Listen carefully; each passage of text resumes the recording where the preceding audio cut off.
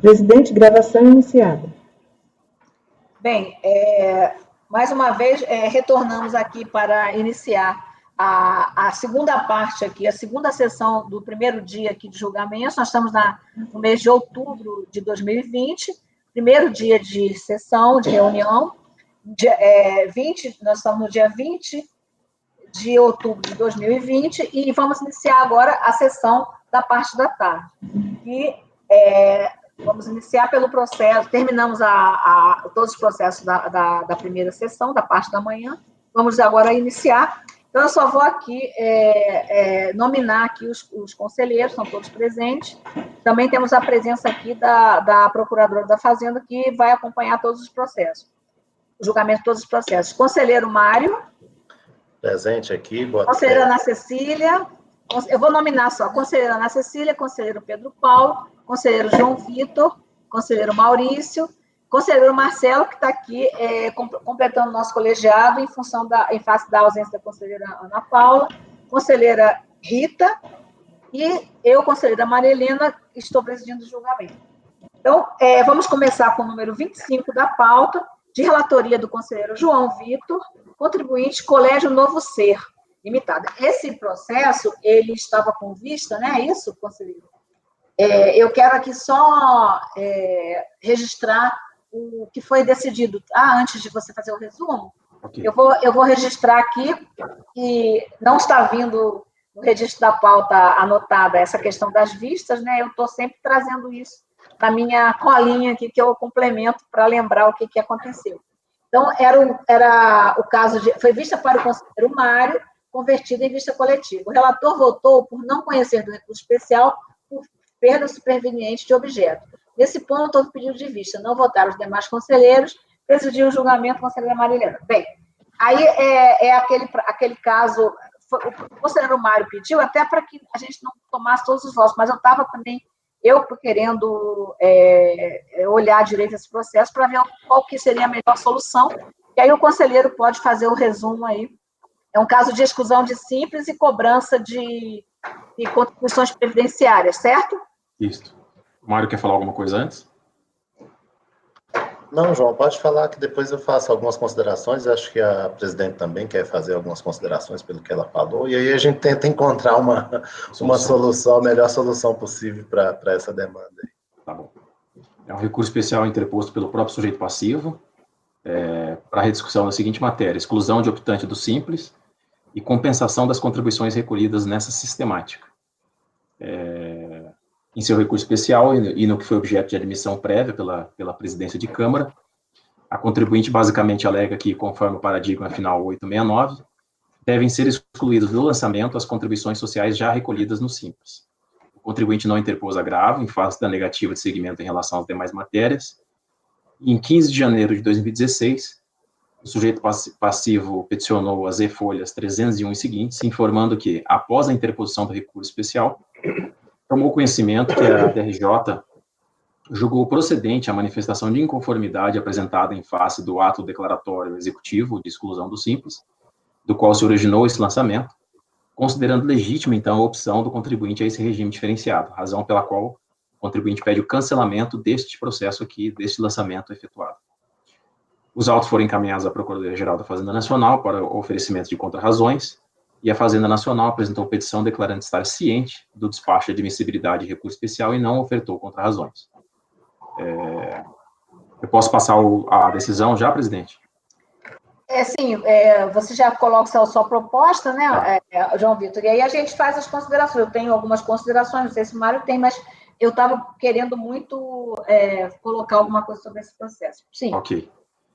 No conhecimento, eu entendo que o recurso não pode ser conhecido por perda superveniente de objeto. Conforme relatório fiscal, a presente autuação decorre desse ato declaratório executivo de exclusão do contribuinte do Simples, que é o ADE 6610, mas, no entanto, o contribuinte demonstrou as e-folhas 309 e 312 que sua impugnação em face desse ato de exclusão fora julgada procedente pela DRJ, a qual entendeu que não existiriam provas irrefutáveis da prestação de serviço indicado como impeditivo daquela sistemática. Isto é, o contribuinte obteve êxito no processo administrativo, que se constitui em questão prejudicial ao presente lançamento, o qual decorre desse ato de exclusão. Dessa forma, não subsiste interesse na discussão relativa à dedutibilidade do lançamento das contribuições recolhidas na sistemática daquele regime diferenciado, desde que ficaram prejudicados todos os efeitos do lançamento em decorrência do julgamento do processo administrativo fiscal, que eu cito o número, é um processo 2010-37 ao final. Em síntese, entendo que o objeto alcançado na via administrativa, em matéria prejudicial a este lançamento, implica a prejudicialidade do recurso especial por causa superveniente, de modo que o recurso não deve ser reconhecido. Sim. O conselheiro Mário quer colocar alguma coisa? Presidente, se eu quiser fazer as suas considerações, depois se tiver o que acrescentar, eu acrescento. Bem, como eu sou a última, eu pergunto se alguém quer antes fazer alguma consideração. Eu teria algumas coisas que eu tinha ficado mesmo de...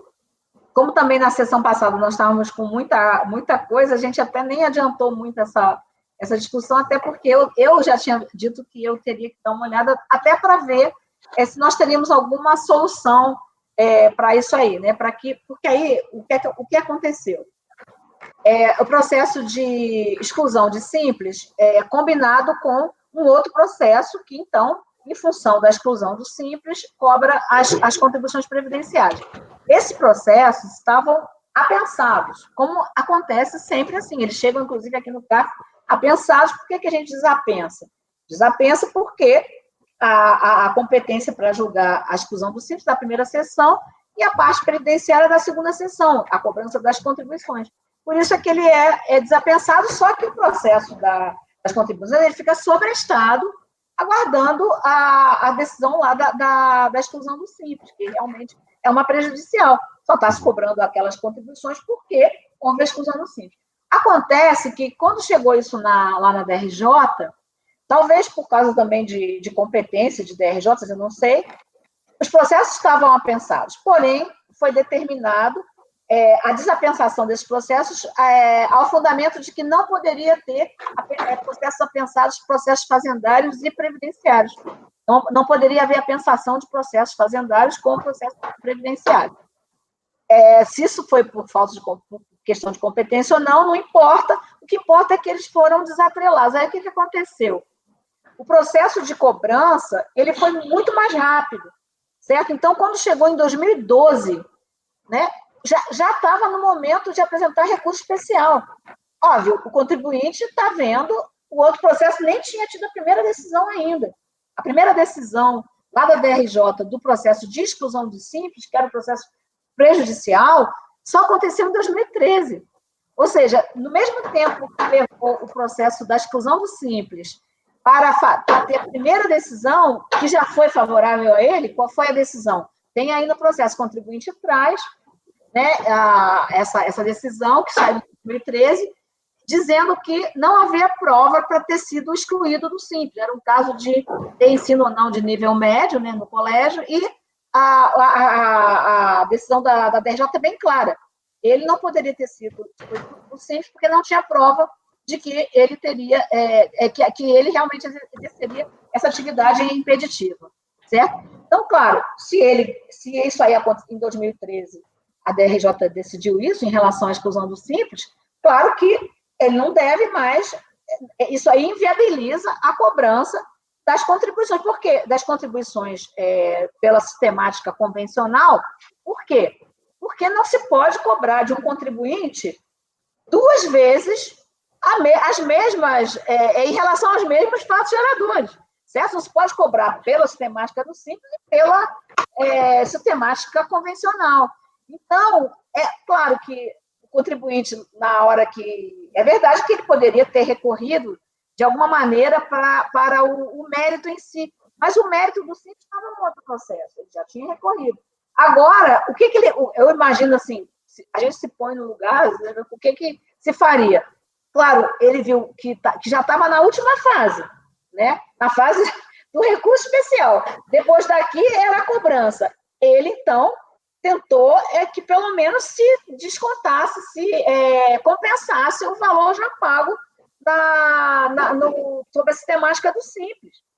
Já que já tinha duas decisões, uma decisão da DRJ, uma decisão do CARF dizendo, não interessa. Os processos não têm nada a ver um com o outro, a exigência das contribuições é uma atividade vinculada da fiscalização e a gente tem que cobrar e tem que julgar, certo? Que cobrar, sim, mas julgar, a gente aqui é outro procedimento, né? O CARF, pelo menos agora, não sei desde quando, mas pelo menos agora se sobresta os processos para aguardar a decisão do CIMPES. Mas, enfim, é isso que aconteceu no processo, e aí, então, eu concordo, tentei, então, ver como seria melhor. A gente falar claramente tudo isso no voto, certo? Toda essa... Porque é isso na hora da execução para que se verifique o que realmente aconteceu. Então, claro que... por que não se pode negar provimento? Certo? Negar provimento significa que a gente entenderia que não pode compensar, quando, na verdade, poderia, certo? Alguém pode entender que pode. Essa não é a questão. Não podemos entrar nesse mérito, por quê? Porque agora é impossível. Esse pedido já é incompatível com a decisão do outro processo. Por quê? No momento que a DRJ diz que ele foi indevidamente excluído do Simples, passa a ser válido todos aqueles valores que ele recolheu como Simples, eles não estão mais como PNU. PNU a gente chamava pagamento não utilizado, né? Para você pedir restituição ou compensação de alguma coisa, aquele pagamento não pode ser utilizado para nada, porque se ele foi utilizado para pagar alguma coisa, foi alocado em algum débito, é óbvio que ele não pode ser objeto de restituição. Então, claro, uma coisa ou é outra. Ele não pode ser cobrado pelo Simples, pela sistemática do Simples, e pela convencional? É óbvio que não. Todo momento que ele recorreu das duas coisas, ele está recorrendo sempre das duas coisas. E a DRJ já disse, ele tinha que ter ficado no Simples, esses pagamentos do Simples agora estão carimbados. Não há mais como pedir compensação disso, certo? Então, agora, por que ele pediu? É óbvio, o processo foi muito mais rápido que o outro. A primeira decisão saiu depois, que já estava na última fase aqui, no recurso especial. E aí ele falou, pelo menos eu vou garantir o que eu já paguei, certo? Então, nesse ponto, então, eu concordo com o posicionamento do relator, acho que é o mais sensato, é o correto, porque houve uma perda superveniente, porque quando ele recorreu em 2012, ele estava fora do Simples, porque ainda estava sendo decidido, né? Mas o que se tinha, então, era uma exclusão. E aí teria todo sentido falar em compensar nesse contexto. Agora que já se decidiu que ele tinha mesmo que continuar no Simples, não existe mais como se falar em compensação. Perdeu mesmo. Agora, o que eu acho que, então, tem que constar no voto, para ficar bem claro, é que eu acho principal, uma vez que a prejudicialidade já foi resolvida e ele tinha direito de ficar no Simples, ele tem que ficar claro aqui no voto, e aí a gente não vai estar adentrando, porque a gente tem a nossa cognição restrita aqui ao pedido, né? Aquilo que foi trazido no recurso, que era a questão da compensação. Então, o não conhecimento aí é algo qualificado, né? É um não conhecimento, não por inépcia do recurso, mas por perda superveniente. Por quê? Porque agora esses valores são válidos. E são válidos por quê? Ele não pode, e acho que isso a gente pode dizer no nosso voto, viu, João Vitor, só para complementar, que nenhum contribuinte pode ser cobrado sobre os mesmos fatos geradores sobre duas sistemáticas diferentes, pela sistemática do Simples e pela sistemática tradicional, convencional, ou é uma ou é a outra. Então, agora, uma vez que a opção do Simples foi sempre a opção do contribuinte, certo? E ele foi excluído indevidamente, tendo em vista que não pode ser cobrado as duas coisas, perde-se o objeto. Por quê? Porque agora a quitação dos tributos referentes a todo esse período, que é o objeto do processo, da autuação, que é o processo que a gente está tratando, ele vai ser cobrado pela sistemática do Simples, não pode ser as duas. Então, eu creio que isso não vai estar, vamos dizer assim, extrapolando o nosso objeto, porque a gente não está dizendo aqui que está cancelando o lançamento. Uhum. Isso é uma consequência que se espera até pela questão vamos dizer, da moralidade pública, que você não pode cobrar duas vezes o mesmo sobre os fatos geradores. Esse é meu posicionamento, então complementaria só nesse sentido, de que ele não pode ser cobrado. E aí ficou muito claro que a opção primeira foi do Simples, então tem que ser respeitada do Simples. creio que isso não estaria extrapolando. Aí, isso que eu quero colocar aqui, certo? É isso aí. Estou falando isso porque, na verdade, o revisor foi o conselheiro Mário, né? Bem, como a gente aqui, a vista coletiva, todo mundo pode falar, eu quero ver se alguém mais quer falar alguma coisa, se já podemos tomar votos ou ouvir também o relator em relação a essas considerações também. Eu estou de acordo em relação às considerações. Eu vou deixar mais claro no voto que não que o lançamento vai ser cancelado, mas justamente isso, que no momento em que a DRJ considerou como correta a adesão dele ao Simples Nacional, não é cabível a cobrança de contribuições sobre duas sistemáticas distintas, uma sobre a Folha, a outra sobre a ótica do Simples. Né? Certo. Aí, por isso que a gente está não conhecendo por perda superveniente, porque agora o carimbo vai ser do vale como pagamento, quitação, o Simples, não vai ser a outra, aí que está essa pendência aí. Bem, posso então tomar os votos? Perfeito. Conselheiro Mário. Eu acompanho o relator, presidente. Conselheira Ana Cecília. Acompanho. Conselheiro Pedro Paulo. Acompanho, presidente. Conselheiro Maurício. Acompanho, presidente. Conselheiro Marcelo. Acompanho. Conselheira Rita. Eu acompanho, até coloco para o colegiado, que eu consultei aqui, João, o processo do AI 68, que é mencionado na primeira folha do processo, a gente já julgou ele na sistemática dos repetitivos, pela aplicação da retroatividade. Então, não sei se também valeria a pena mencionar no seu voto expressamente, ou fazer menção aos outros processos principais, só para certificar de que não vai ter, talvez, uma conclusão diferente pela unidade preparadora, né, na hora da execução. Não sei, só para vincular o processo mesmo. Eu creio que pode fazer uma menção informativa, né, nesse sentido. Eu não estou vendo a Rita, não. Rita, você tá cinza. Peraí, vocês estão me ouvindo? Peraí que eu vou entrar, então. Estou ouvindo perfeitamente, você nos ouviu, né? Nos ouviu. Ouviu direitinho os votos, as considerações, né? Aí, então, vamos só aguardar a conselheira, porque às vezes acontece isso, mas você ouviu a discussão, né, Rita? Eu ouvi tudo. O que eu estava falando só é com relação ao 68, que a gente já julgou na sistemática do repetitivo, e só talvez um excesso de zelo valeria mencionar o número do processo no acordo também. Aí, nesse sentido, como uma questão informativa, né? Sendo que toda essa menção que a gente estava falando em relação a hoje, aí já é uma coisa mais, assim, mais incisiva, vamos dizer assim, é uma coisa mais forte para esse lançamento mesmo agora, que a gente não pode aqui também cancelar, porque não é isso que chegou para nós. Ok, aí, conselheiro João Vitor, ele vê aí a conselheira Rita está colocando esse adendo, né? Embora a gente tenha falado o tempo todo que os AI 68 não eram para entrar nos repetitivos exatamente por isso, mas algum escorregou, né?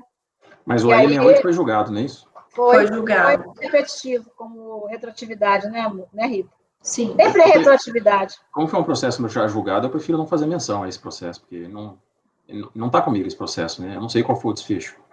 Foi aplicado súmula CARF 119, é isso? Foi repetitivo. Eu preferi não fazer menção. Mas eu acho assim só um excesso de... Viu, Rita? Como a súmula CARF, ela manda observar a obrigação principal e acessória, eu acho que não tem nem como executar aquilo lá, né? Porque não tem principal, não vai ter mais principal, então é zero principal, acessória vai. Ok. Na verdade, esse procedimento em relação a esses outros processos, tudo vai depender do que façam em relação ao nosso voto, né? Porque eu acho que é uma coisa bem válida a gente colocar isso bem claramente. Aí, eu acho que daí vai tudo mesmo como uma consequência. Bom, com essas considerações todas, terminou, Rita, o seu voto? Sim. Eu voto com o relator, então, por unanimidade de votos, o número 25 da pauta, não conhecer do recurso, aí é importante dizer, por perda superveniente de objeto, porque em 2012, quando ele apresentou o recurso, ainda estava excluído do Simples, o ato declaratório estava cancelado ainda. E depois, só em 2013, que foi julgar esse processo do Simples. Bom, ok? Podemos, então, passar para o número 26 da pauta, de relatoria do conselheiro Pedro Paulo, Busque, importação e exportação limitada. Presidente, esse é um processo de retroatividade, um caso bem típico, né? Aqui de obrigação acessória, é a I-68, mas teve, naturalmente, obviamente, teve o julgamento, teve o lançamento na obrigação principal, que já foi julgado. Eu transcrevo aqui, inclusive, no voto, o número do processo e a decisão lá, o processo foi mantido em parte, né? Uma parte caiu pela decadência. Né? Eu cito aqui o dispositivo que foi lançado, o que é pedido, né? Então, para mim, é um caso clássico, eu estou dando provimento, né, aplicando a súmula 119. Bom, conselheiro Mário. Eu acompanho o relator. Conselheira Ana Cecília. Acompanho. Conselheiro João Vitor. Acompanho. Conselheiro Maurício. Acompanho, presidente. Conselheiro Marcelo. Acompanho. Conselheira Rita. Acompanho. Também acompanho o número 26 da pauta, por unanimidade de votos, conhecer e, numérico, dar-lhe provimento. Depois, então, seria um processo de relatoria da conselheira Ana Paula, mas ele também teria, inclusive, uma videoconferência, mas, em face da ausência da relatora, ele foi retirado de pauta. Conselheiro, depois, então, passaríamos para o 28 da pauta, de relatoria, esse do 27 da pauta seria Banco Santander Brasil S.A., né, que foi retirado de pauta em face da renúncia da conselheira. Depois, o número 28 da pauta seria de relatoria do conselheiro Mário, contribuinte, Hospital Lúcio Rebelo Limitada, mas foi retirado de pauta por solicitação do patrono. Depois, então, viria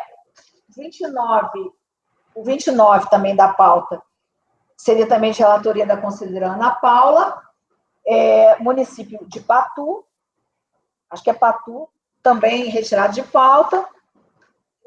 Passaremos, então, para o número 30 da pauta, também de relatoria da conselheira Ana Paula, Associação Palotina, também, além da ausência da relatora, ele tinha sido já retirado de pauta pela PGFN. Passaremos, então, para o 31 da pauta, que seria de relatoria do conselheiro João Vitor, Demilos S.A. Indústria e Comércio. Também foi retirado de pauta por solicitação do patrono. Depois, então, teríamos o 32 da pauta, de minha relatoria, contribuinte LASA, Lago Azul S.A. Eu creio que ainda não coloquei na pasta, porque não pensei que a gente fosse fazer antecipação, mas eu já coloco. É o processo retirado de pauta por solicitação do presidente, tendo em vista já haver sido sorteado para a conselheira Maria Helena. Lembra que tinha sido para alguém, não sei se foi Rita ou a dobradinha, Rita ou Ana Cecília, não sei. E, às vezes há um ressorteio, aí foi devolvido para mim, lembra? O processo LASA. Ele foi devolvido para mim porque eu tinha sido sorteada originariamente. Igual aquele processo também da Dana, eu acho, sei lá, um nome assim, esqueci. Bom, eu vou colocar aqui, então, na pasta, que não tinha colocado, desculpem, mas não lembrei que nós iríamos... Tinha tudo muito... Estava muito... parecendo muito que a gente ia mesmo antecipar por causa das retiradas, né?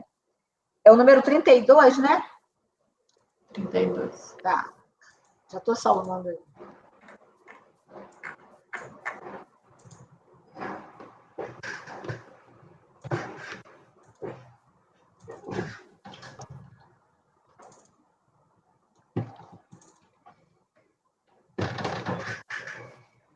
Aí vejam aí se já está. Tá? Entrou? Tá, né? Bom, aí, como sempre, eu tô fazendo aqui o resuminho de toda a ação fiscal ali, os processos que gerou, né? E aí eu tenho aqui esse processo ele não é o caso convencional, né? E aí eu gostaria de, já, se vocês permitem, passar para o voto, porque aí eu vou colocando ponto a ponto o que levou aqui a esse resultado. Certo? O recurso interposto pela Fazenda é tempestivo e atende aos demais pressupostos, portanto, ele deve ser conhecido. Não foram oferecidas contra-razões. O presente processo trata do debitcard número tal, referente à multa por descumprimento de obrigação acessória de declarar na GFIP todos os fatos geradores de contribuição previdenciária. É um AI 68. Tá? Conforme o relatório da infração, a empresa omitiu na GFIP os valores relativos à comercialização da produção rural própria e daquela adquirida de pessoas físicas no período de 3 de 2005 a 1 de 2007. É aqueles casos da subrogação, né? As contribuições previdenciárias sobre estas rubricas foram lançadas nos debitcards tais e tais. Então, tem ali no quadrinho tudo que foi dessa ação fiscal. E aí, o apelo da PGFN, ele visa rediscutir a contribuição previdenciária sobre a receita da produção rural e a aplicação da retroatividade benigna da multa por descumprimento de obrigação acessória. Só que é o seguinte, no acórdão recorrido, julgou-se como sendo a obrigação principal, entrou-se no mérito que teve outros processos que foram julgados, em que se julgou esse mérito. Mas no AI 68 julgou-se como sendo a obrigação principal, ou seja, a parte mesmo da subrogação, e em relação à multa, se deixou de aplicar a MP 448 para aplicar a anistia da Lei 13.097. Lembram disso? Nós até tivemos vários casos que já chegaram aqui, mas nós só conseguimos julgar um, que eu acho que foi de relatoria do conselheiro Pedro Paulo. Eu acho que teve um seu, Rita, alguma coisa assim, teve do conselheiro Gerson, né? Que uma determinada turma, só uma turma, entendeu que essa anistia dessa lei de 2015, isso é que deveria ser aplicado como retroatividade benigna, e não a 11941 da MP 448. E aí aplicou-se a anistia, porém, essa anistia chegou-se à conclusão, quando se entrou ao mérito, que era para os débitos declarados em GFIP, mas não recolhidos, enfim, por algum motivo. Mas esse caso que a gente está tratando aqui é caso que não se declarou em GFIP, certo? Então, não seria o caso disso aí. Mas, na verdade, nós até discutimos muito essa questão da admissibilidade e concluímos, à época, né, que o que precisava para se demonstrar divergência seria um acórdão trazido pela Fazenda Nacional, né, para, vamos dizer, se contrapor a esse aí, que aplicasse a retroatividade benigna pela 11941, pela MP 448. E não precisaria, ninguém exige pré-questionamento em paradigma. Pré-questionamento tem que estar no acordo recorrido. Qual era a matéria? Retroatividade benigna das multas previdenciárias. Esse aqui disse assim, deixo de aplicar a MP porque acho que tem que ser a lei da anistia. E o paradigma disse, a retroatividade é a lei, é a 11941, MP 449. E aí, ela é contemporânea, as duas decisões são contemporâneas, a Fazenda já recorreu dizendo já que elas são contemporâneas já a essa lei da anistia, certo? Por quê? Porque nos outros casos, eram casos anteriores em que não se falou da anistia, mas nem se poderia falar, porque ela não existiu ainda. Não existia ainda, eram paradigmas que a gente chama anacrônicos, né? Eles eram anteriores ao advento dessa anistia, então eles nunca poderiam, mas não por questão de interpretação, mas por questão de que não existia, era impossível tratar daquilo ali. Então, eu entendi que não tem nenhuma questão de admissibilidade, é realmente como nós entendemos para várias situações também desses casos aqueles casos, tem muito caso assim também que a gente aplica a mesma lógica no caso de RRA, esses casos em que tem alterações assim de entendimento ou de interpretação jurídica, enfim. Ficou claro, então, isso? O acórdão recorrido entendeu assim. Então, quanto à primeira matéria, o colegiado recorrido entendeu que os incisos 1 e 2 do artigo 25, ele entendeu aqui, ó, que o 1 e 2 do artigo 25 e o inciso 4 do artigo 30, na redação dada pela Lei 8.540, teriam sido declarados inconstitucionais pelo STF. e assim deveria ser declarado improcedente o lançamento. Vejam que isso está tanto de AI 68. E aí se entendeu como se fosse a obrigação principal. A Fazenda, então, traz um paradigma de obrigação principal para dizer o contrário. Certo? Então, eu vejo que em relação ao conhecimento não tem problema, porque o acórdão já tratou disso. Ninguém disse assim, não, isso é um AI 68, tem que ver o que se decidiu nas principais, né? Não tem que tratar desse mérito aqui, que é uma aplicação só do mérito decidido nas principais. Mas foi isso aí que foi dito no acordo, enfim. Entretanto, aí eu vou, então, tudo bem, para conhecimento, tudo bem, mas aí eu tenho que ir para a realidade. Por que eu estou julgando? Eu estou julgando um AI 68. Aí, claro, na hora que o processo tem o segmento, eu posso, então, dar as minhas próprias razões. Então, eu vou aqui julgar em relação ao que é um AI 68. O reflexo daquilo que se decidiu nas principais. Então, eu estou aqui, no julgamento do processo número tal, decorrente da mesma ação fiscal e, portanto, tratando dos fatos geradores que deram origem à obrigação principal, já houve uma decisão definitiva representada por esse acordo aqui, 9202-005-137, certo? E aí, o que deu aqui o resultado? Acordo, membro do colegiado, por unanimidade de voz, sem conhecer do recurso, e no mérito, por maioria, negar-lhe provimento, vencida a conselheira Patrícia, que lhe deu provimento. Votaram pelas conclusões as conselheiras Ana Paula e Rita. Certo? Então, isso aqui já foi decidido no principal, então eu vou aplicar isso. Aí, uma vez que a obrigação principal foi mantida, mantém-se também a exigência da obrigação acessória de declaração em GFIP dessas contribuições correlatas, razão pela qual eu entendo que o recurso deve ser provido nessa parte. Certo? Aí, vocês querem julgar separado ou posso seguir na segunda matéria? Posso seguir na segunda matéria? Ok? Então, essa daí era o caso simples simplesmente dessa parte aí da retroatividade. Essa questão de retroatividade benigna pelo ângulo de que seria a obrigação principal. Eu estou colocando o que se decidiu. Então, por aí já se dá para ver. Agora, quanto à segunda matéria, né, que a Fazenda também ataca, né, porque no acordo recorrido se assim, não vou aplicar se viu o mérito é esse. E aí, na retroatividade benigna, não aplico a 449 para aplicar essa anistia, certo? Aí, quanto à segunda matéria, aplicação da retroatividade benigna da multa por descumprimento de obrigação acessória, né? O colegiado recorrido deixou de aplicar retroatividade, eu estou colocando aí, até botaram aqui processo número, nem botaram o número do processo aqui, esqueceram de completar, mas está aqui como se fala que deixou de aplicar. O tema já foi tratado nessa turma, oportunidade em que foi prolatado o acórdão tal, tá? Aqui não é dessa ação fiscal, é uma outra das poucas que a gente conseguiu dar seguimento, porque era acórdão, era um paradigma contemporâneo, né, já da lei. Então, se conheceu, e aí eu estou aqui replicando o voto que eu concordo, estou trazendo como razão de decidir, do conselheiro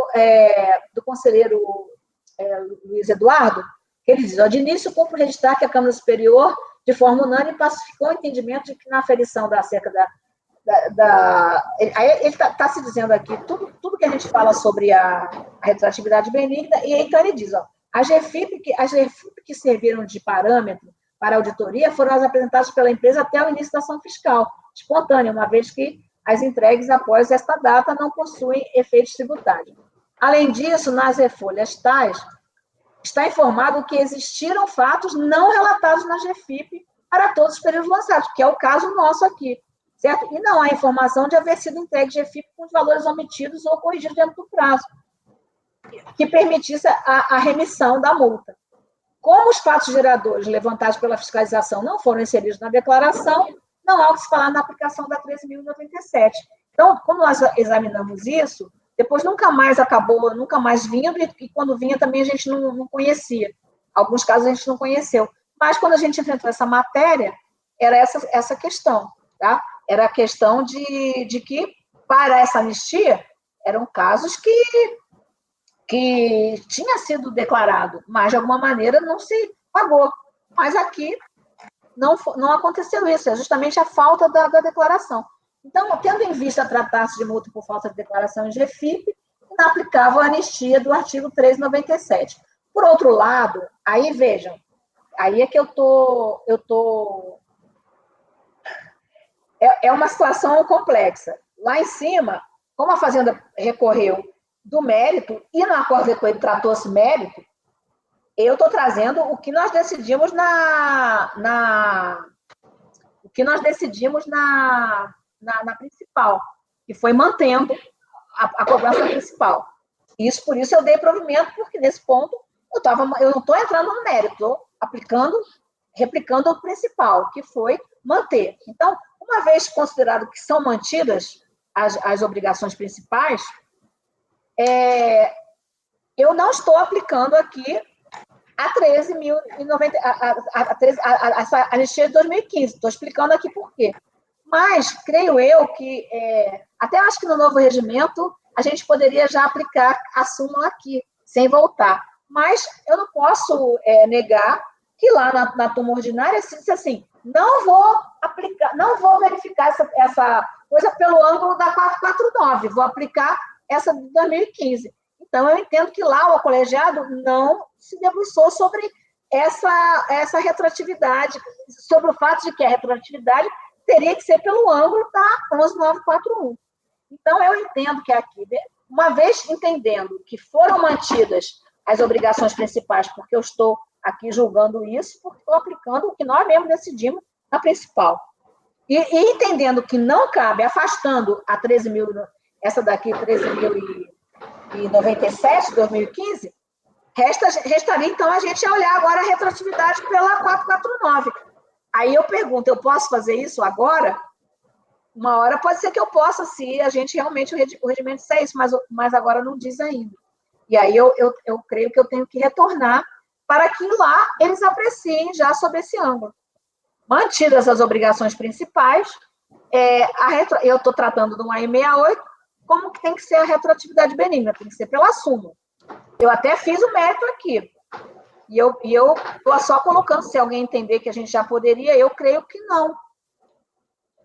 Até o regimento está na consulta pública, ele já prevê essa possibilidade aí, de já a gente, sendo o caso de súmula, já não tem que retornar para aplicar.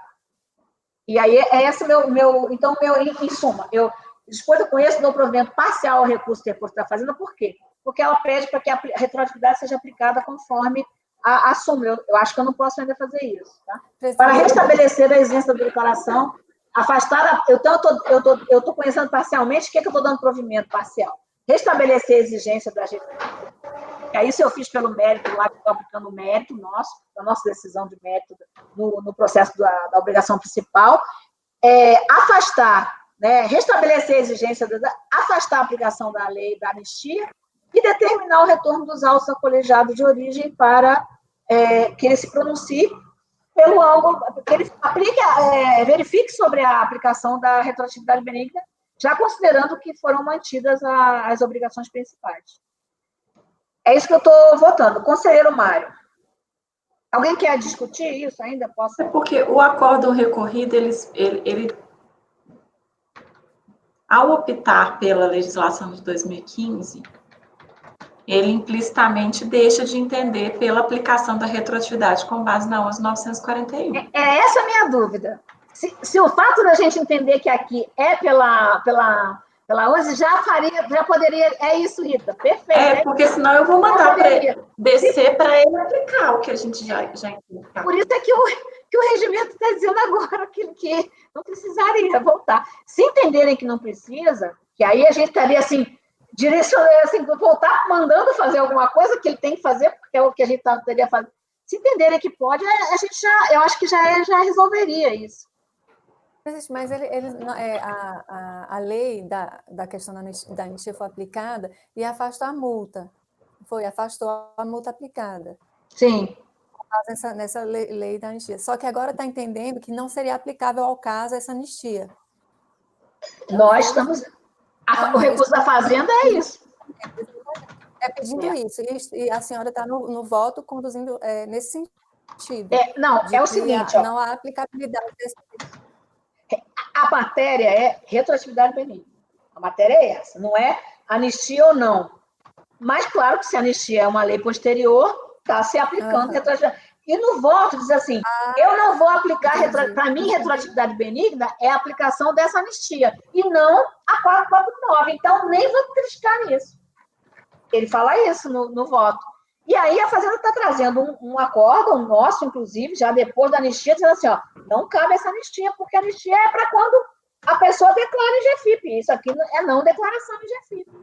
Então, eu estou afastando isso. Entendi. Agora, só eu estou colocando isso, porque Perfeito. lá não se entra, mas vocês entender que aqui já faz parte desse mérito, assim, retroatividade benigna não é se entender por esse ângulo, que a Rita colocou muito bem. Mas é esse o problema, Rita. Se eu puder dizer assim, ó, não é por essa, é pela outra, e a outra tem a súmula. Aí eu posso já dar provimento para o recurso da Fazenda, sem precisar voltar para eles aplicarem a súmula. Bom, ficou entendido? Assim, eu acho que nesse caso, assim, como não tem maiores esforços aí para fazer, para decidir pelo mérito da retroatividade, não vai aplicar a súmula direta, é muito objetivo, até a beneficência aí, eu entenderia que a gente poderia julgar essa questão aí na aplicação direta da súmula, né? Não tem que fazer nenhum juízo de valor, se aplica, se aplica, né? Sim, e mais, né? O que economia processual, eficiência, celeridade. A grande discussão lá foi justamente se era anistia ou se era outra coisa. Isso já foi ultrapassado, porque a gente já resolveu aqui, inclusive usando já a nossa jurisprudência. Bom, eu posso retirar isso. Então, vou tomar os votos assim. Quem achar diferente, a gente vê. Eu vou tomar os votos, então, já no final, aqui, ó, já. Foi uma obrigação, tudo concomitante, né? As mesmas obrigações principais, acessórias. Então, acho que aqui vira, sim, então, um caso clássico de aplicação de retroatividade benigna para assumir uma carta. Então, eu dou provimento ao recurso da Fazenda. Conheço e dou provimento ao recurso da Fazenda integralmente, para entender pelo mérito, que é o mérito nosso aqui, que já vimos no principal, para afastar a 13 e aplicar a retroatividade pela súmula, que é a súmula 119. Bom, conselheiro Mário, fazendo essa alteração. Acompanho, presidente. Conselheiro Ana Cecília. Acompanho. Conselheiro Pedro Paulo. Acompanho. Conselheiro João Vitor. Acompanho, presidente. Conselheiro Maurício. Acompanho, presidente. Conselheiro Marcelo. Acompanho. Conselheira Rita. Acompanho. Então, desculpe me estender tanto, mas é porque tinha que colocar isso, porque não era uma coisa muito tranquila para mim. Por unanimidade de votos, conhecer e, no mérito, dar-lhe provimento. Tá. Aí, assim passaríamos para o 33, de relatoria da conselheira Ana Paula, editora Abril S.A., mas também ele já tinha sido retirado de pauta por solicitação do patrono. Depois, para o número 34 da pauta, conselheiro Mário, Empresa Baiana de Águas e Saneamento. Esse permanece, né? Ok, presidente. Só um minutinho.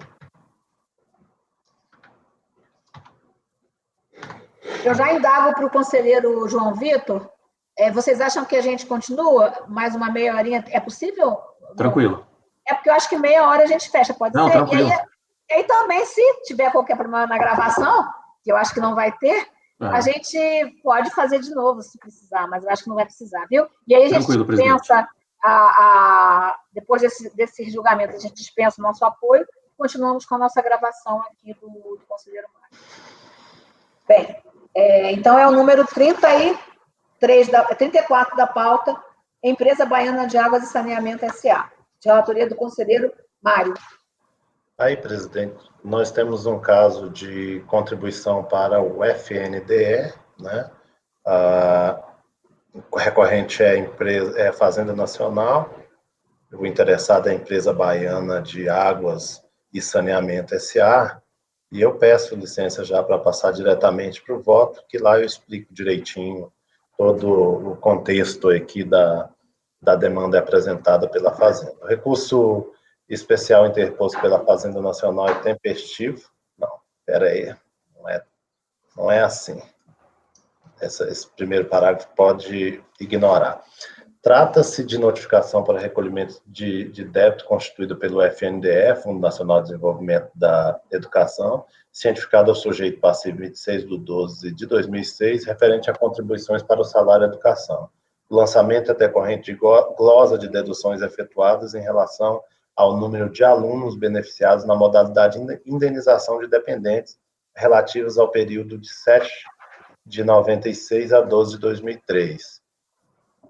Antes de proceder à análise do paradigma, importa salientar que se trata de recurso especial de divergência, que somente se caracteriza quando existe identidade fática entre as situações apreciadas nos acordos recorrido e paradigma.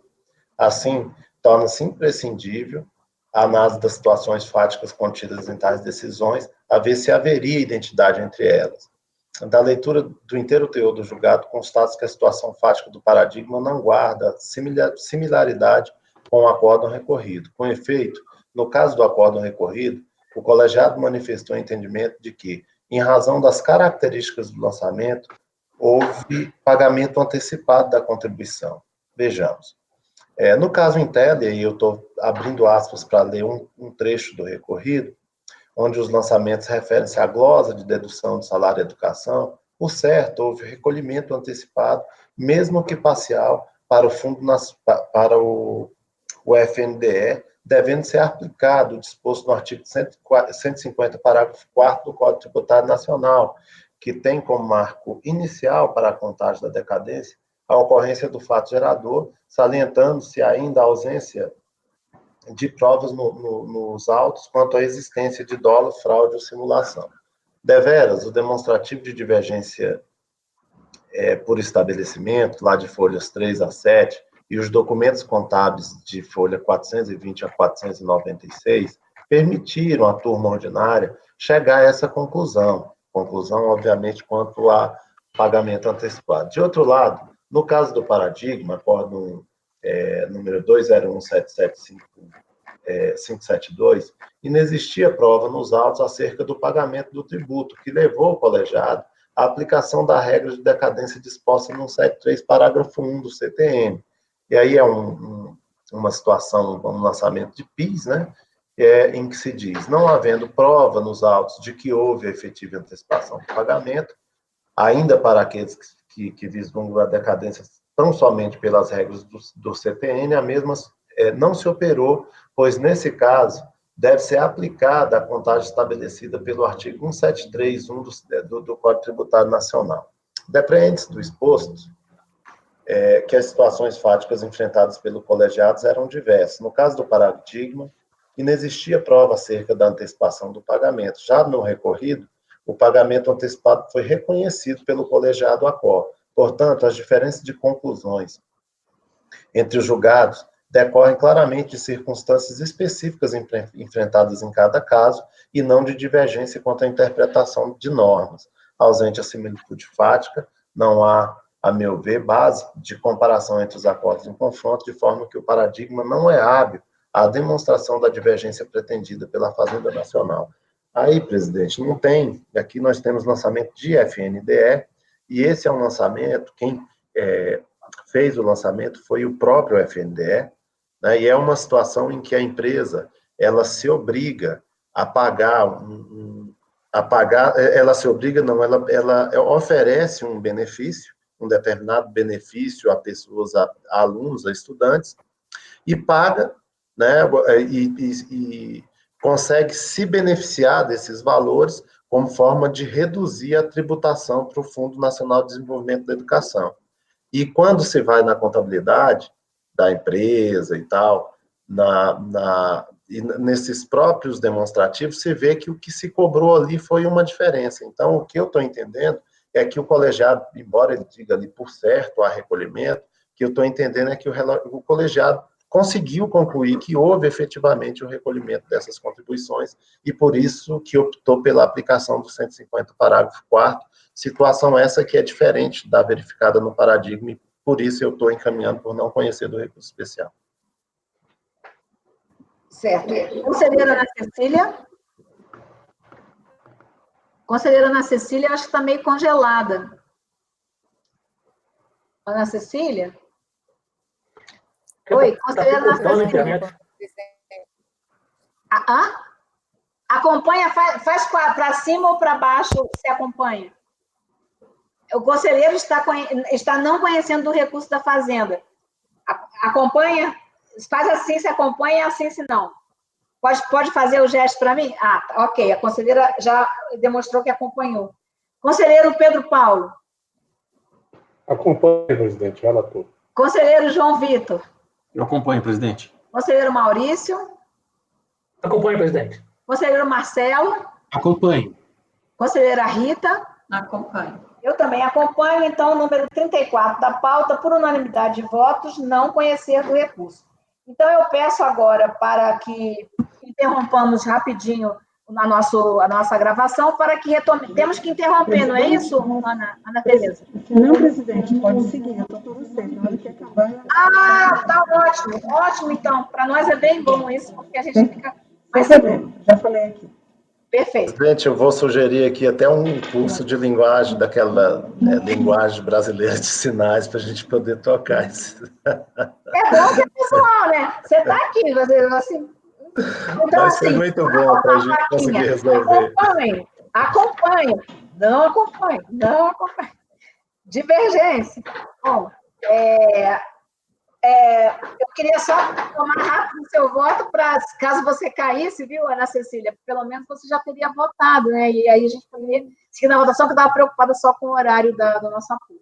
Bom, agora então, seguimos então o número 35 da pauta, também seria de autoria da conselheira Ana Paula, foi retirado de pauta. Passamos então para o número 36 da pauta, relatoria do conselheiro João Vitor, Ouro Verde, locação e serviço. Ouro Verde, locação e serviço S.A. Presidente, enquanto o João Vitor coloca isso, eu queria fazer uma pergunta. O 32 foi conhecer e dar provimento, não é isso?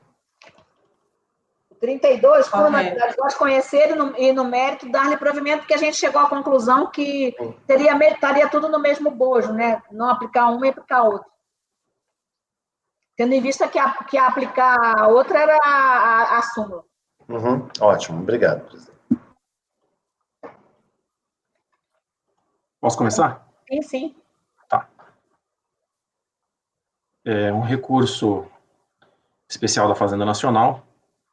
A matéria em discussão é se o termo final do prazo de decadência, previsto no artigo 150, coincide com o início da fiscalização ou com o lançamento notificado ao contribuinte.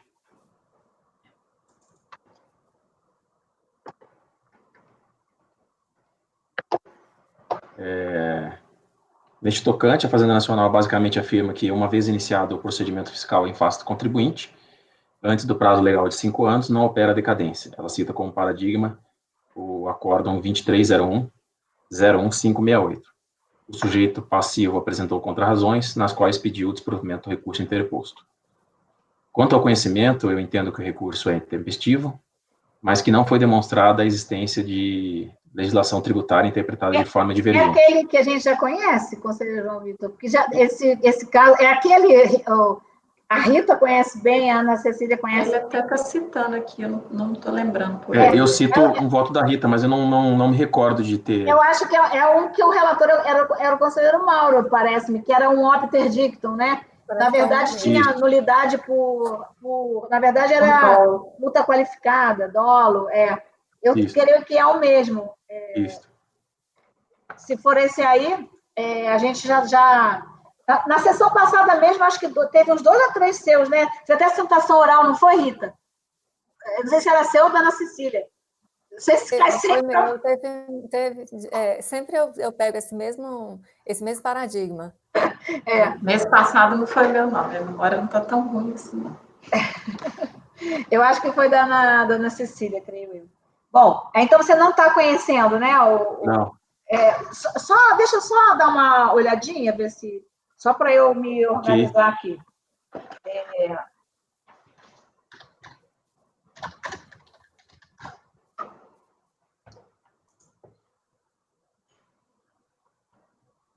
Só um minutinho.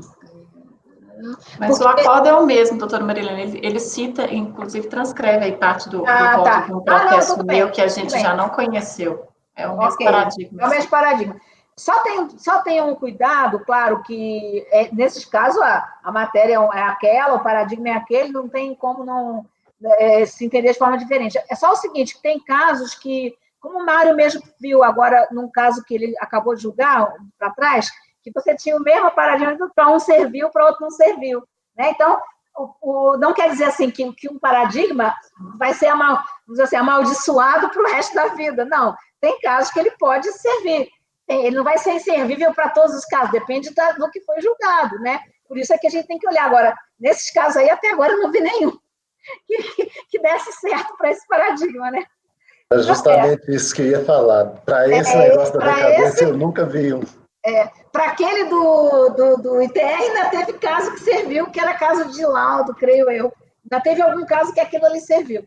Bom, então, 35 da pauta, desculpa, 36 da pauta, o conselheiro João Vitor está não conhecendo do recurso, certo? Isso, presidente. Conselheiro Mário.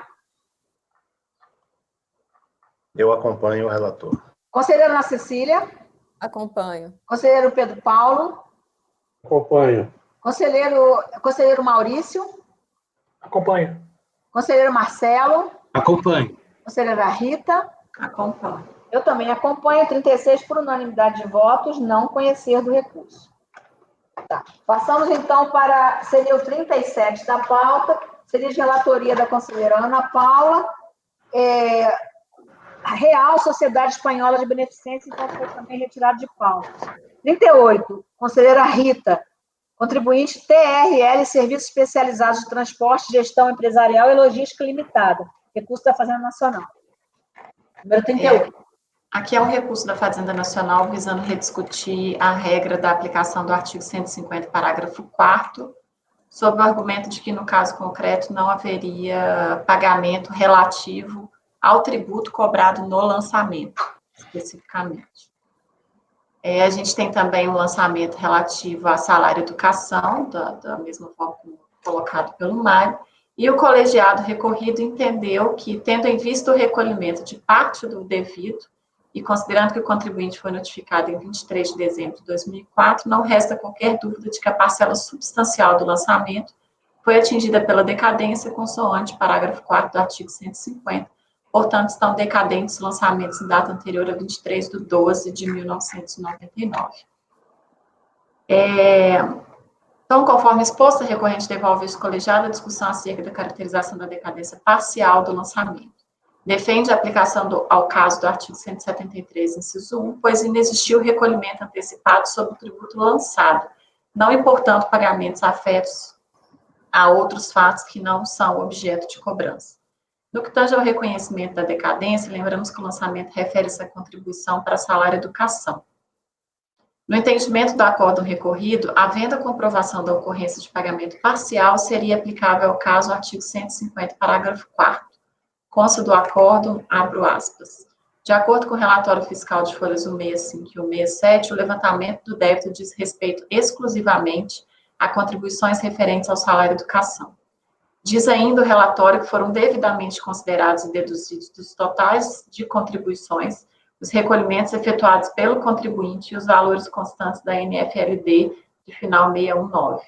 Tendo em vista o recolhimento de parte do devido e considerando que o contribuinte foi notificado em 23 de agosto, não resta qualquer dúvida de que a parcela substancial do lançamento foi atingido pela decadência, com base no artigo 150. Aí, fecho aspas. Assim, e diante da ausência de embargo de declaração ou recurso contra esta parte do acordo, partimos da premissa de que, no presente caso, inexiste controvérsia acerca da ocorrência de pagamento parcial. A discussão se limita ao entendimento de que a existência de pagamento se refere ao tributo cobrado. E aí, nesse caso concreto, partindo dessa premissa, já diante da jurisprudência do nosso colegiado, eu estou entendendo, então, pela aplicação, sim, do 150, parágrafo 4º, e estou negando o provimento ao recurso da Fazenda Nacional.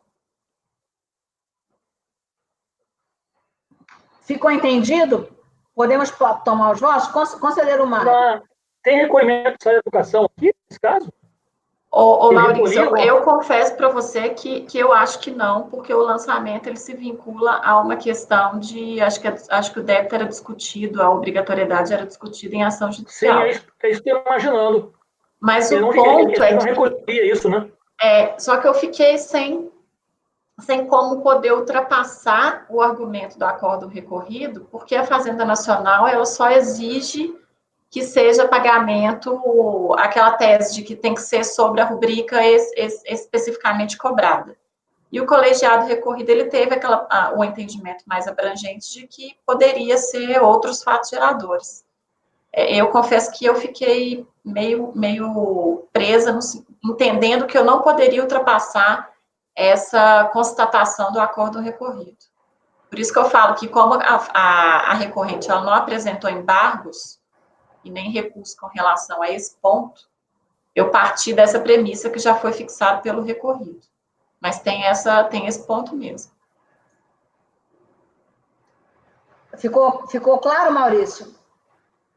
Nós presidente. paramos, eu tomei o voto do Mário, da Ana Cecília, do Pedro Paulo? Sim. Não. Como? Sim. Mário, você Não, falou... pegou o voto. Acho que ninguém votou, não. Votou não, eu não votei ainda, não. Desculpe, você fez a pergunta, né? Quando eu perguntei se tinha dúvida. Desculpa. Isso. Então, vamos Isso. então...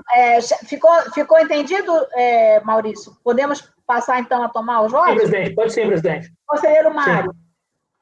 Eu vi que tem aí até um parcelamento, mas parece que ele é parcial, né? Não é tudo, não.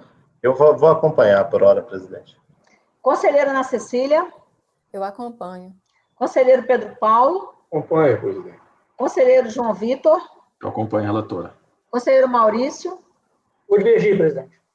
Conselheiro Marcelo. Acompanho. Eu também acompanho, então, no 38 da pauta, por unanimidade de conhecer e no mérito, por maioria de votos, negar-lhe provimento. Vencido o conselheiro Maurício, não é isso? Que lhe dava provimento, né? Que ele deu provimento. Bom, 39 da pauta seria 39, 40 e 41 eram de relatoria da conselheira Ana Paula, foram retirados de pauta, 39, 40, 41. E assim terminamos essa pauta. Certo? E aí, então, retornaremos amanhã, certo? Às 9 horas, pode ser? Ou vocês querem amanhã, certo? Nós antecipamos a pauta, né? Amanhã, certo? Às 9? Pode ser? A menos que o pessoal queira vir à tarde para fazer as sessões do próximo dia, né? Aí, para mim, é indiferente, né? Só que aí vamos ter que vir amanhã de novo, né? Amanhã de novo, porque eu acho que... Não, eu acho melhor vir amanhã. Melhor amanhã, né? Que já vem ótimo, eu também acho. Eu também acho, porque aí fica a gente tem como até fazer isso, verificar como se passa, e amanhã nós já temos, eu creio, não sei, não, acho que não tem nenhuma situação também, não. Acho que as situações acabaram ficando só no último dia. Mas, enfim, no final deu tempo, né, João Vitor? E nosso apoio também. Pois é. Aí deu A minha tudo preocupação certo. era só avançar, tipo, 1h da tarde, assim. Não, mas eu já achava que seria pouco. Então, olha, amanhã, então, nos vemos aqui, ok? Às 9 horas, eu agradeço mais uma vez a presença do conselheiro Marcelo Milton, que rapidamente também já aceitou nos ajudar mais uma vez aí para complementar o nosso colegiado, tá bom?